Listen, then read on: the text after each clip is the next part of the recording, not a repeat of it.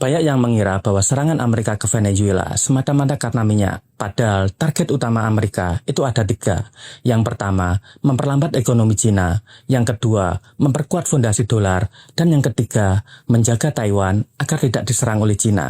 Kita akan kupas 3 poin ini. Produksi minyak Amerika Serikat per hari itu mencapai 13,5 juta barel, jauh lebih tinggi dari produksi minyak Arab Saudi.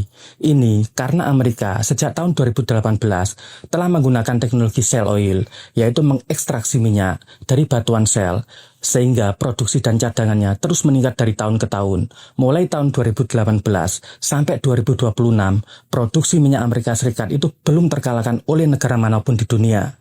Artinya, secara kemandirian energi, Amerika sudah safety sampai 10 hingga 20 tahun. Nah, kenapa Amerika harus merebut minyak Venezuela? Produksi minyak Venezuela itu hanya 1 juta barel per hari, artinya jauh lebih rendah dari produksi minyak Amerika.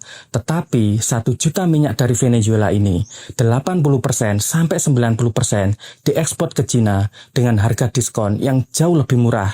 Kenapa? Karena Cina memberi banyak pinjaman ke Venezuela. Nah, minyak-minyak murah dari Venezuela, Iran, dan Rusia ini membuat ekonomi Cina berputar jauh lebih kencang. Artinya, secara ekonomi dan teknologi, Cina bisa mengalahkan Amerika Serikat dalam beberapa waktu ke depan, dan ini harus dihambat. Dan minyak dari Venezuela ini harus dikunci agar ekonomi Cina sedikit tertekan.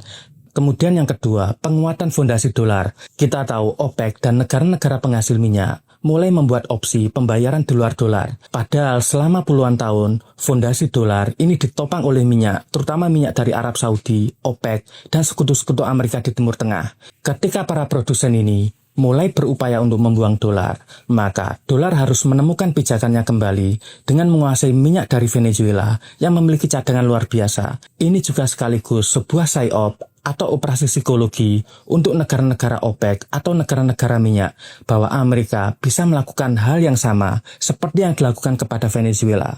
Artinya, negara-negara OPEC atau negara-negara BRIC akan mulai berpikir 2 kali untuk membuang dolar dalam transaksinya, sehingga pondasi dolar dari tahun ke tahun akan semakin kokoh.